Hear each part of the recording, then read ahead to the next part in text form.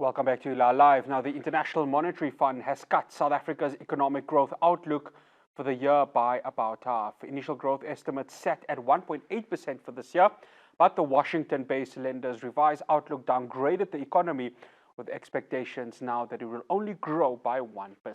The IMF said the downward revision for South Africa's economy this year was on account of increasing logistical constraints, and of course, added to that, some of the energy woes of the country. Joining us now to unpack this, I'd like to welcome Chief Economist at Econometrix, Dr Azar Jammine.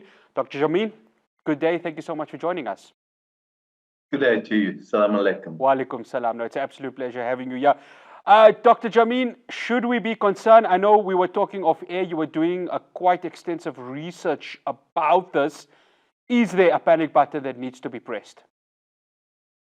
I don't think we need to press a panic button.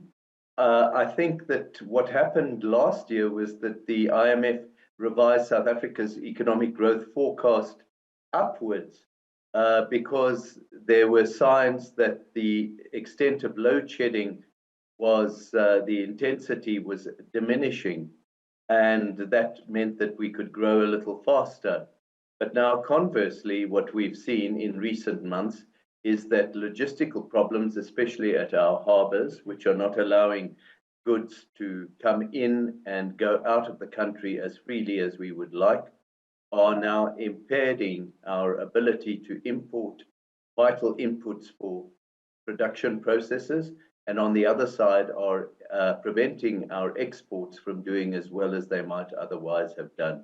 And that, of course, is costing us foreign exchange and feeds through into lower economic growth. And with lower economic growth comes less tax revenue. And that means that in order to sustain a given amount of government expenditure, the government now has to borrow more than previously. And that pushes up the public debt. That in turn creates downward pressure on the exchange rate and leads to higher inflation than might otherwise have been necessary. And with higher inflation, you end up with higher interest rates than would have otherwise been the case. And with higher interest rates, you then get less economic activity. So it's a vicious circle all around, emanating at source from these increasing bottlenecks in our logistical support mechanism.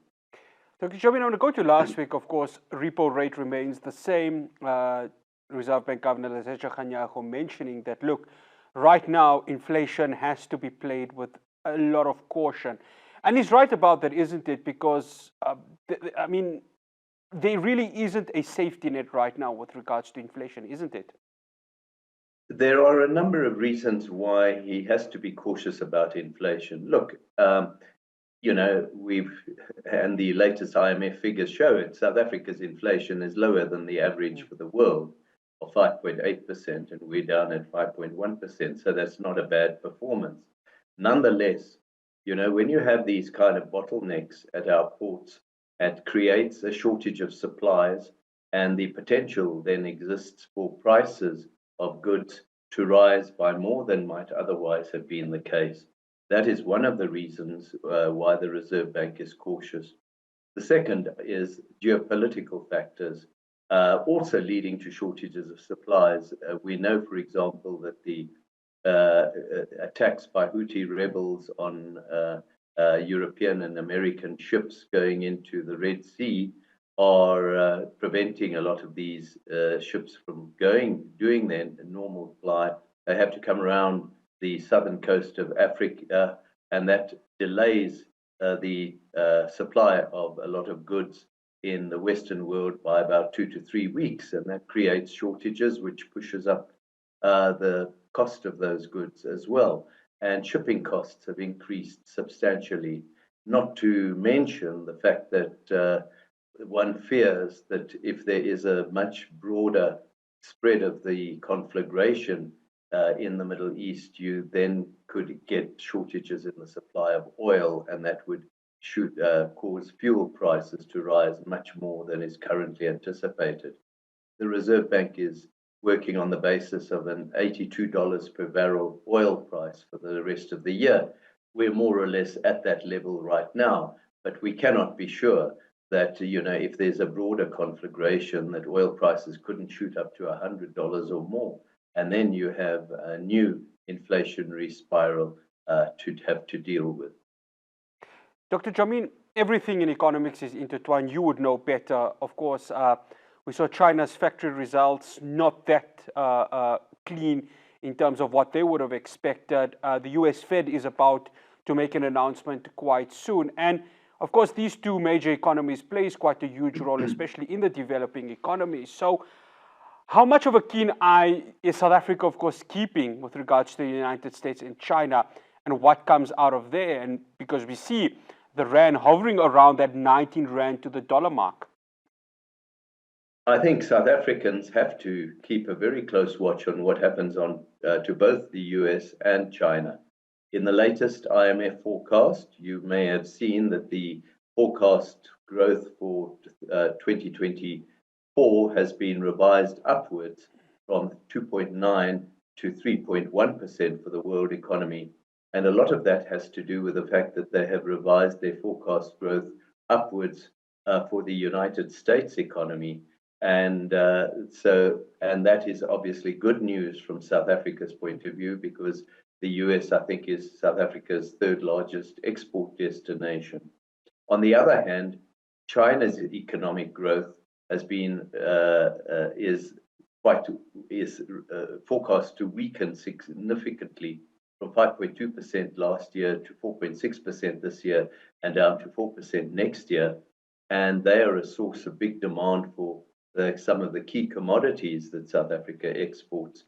So there's a balance of risks that we're looking at, a balance of growth dynamics that I suppose cancel each other out for the present, but it's very important for South Africa to keep a close eye on each of those when determining how well we're going to do, because it affects our balance of trade, and that in turn can influence the rand.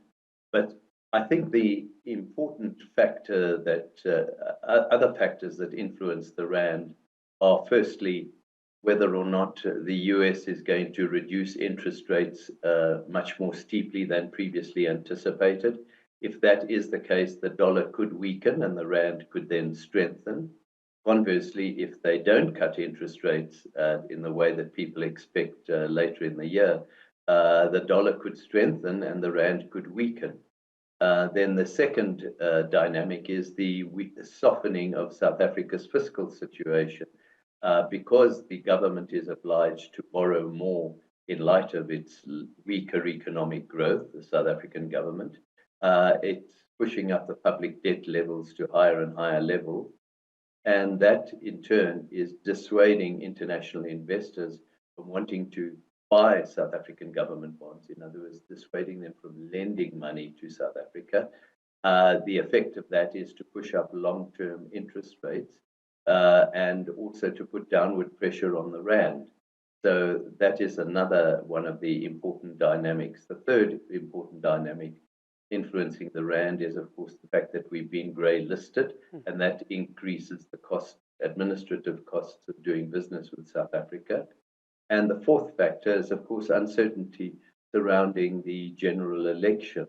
I personally think that a lot of that uncertainty is overblown in terms of its potential impact on the South African economy.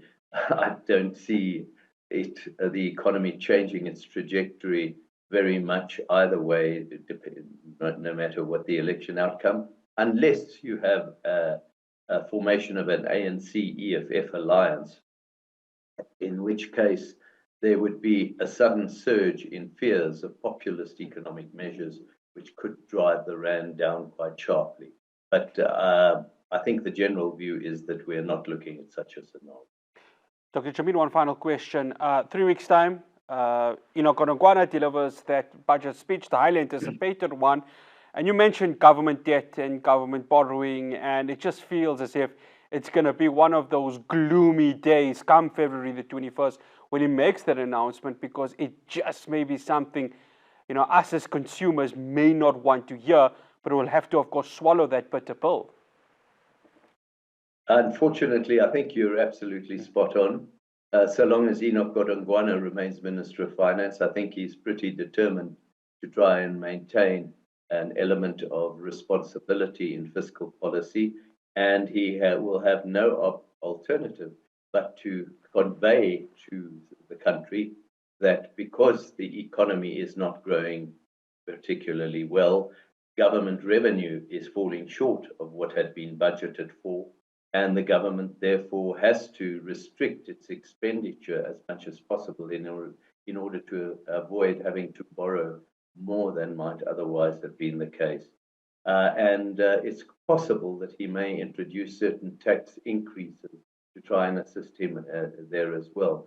So not a pretty picture, but one that we cannot escape, and we must be very grateful that we've got certain institutions such as the South African Reserve Bank and the National Treasury who are still trying to follow discipline and a sense of responsibility in their policy. Dr. Jammine, always a pleasure having you. Thank you so much. Assalamu alaikum. Assalamu. That's Chief Economist at Econometrix, Dr. Azar Jammine. Yeah, a bit of dark times for South African economy, but of course we hope that whatever external factors are occurring could play in our favor. Really, the consumer is really going through a lot in this country. After the break, I'll have your latest in news. Do stay tuned.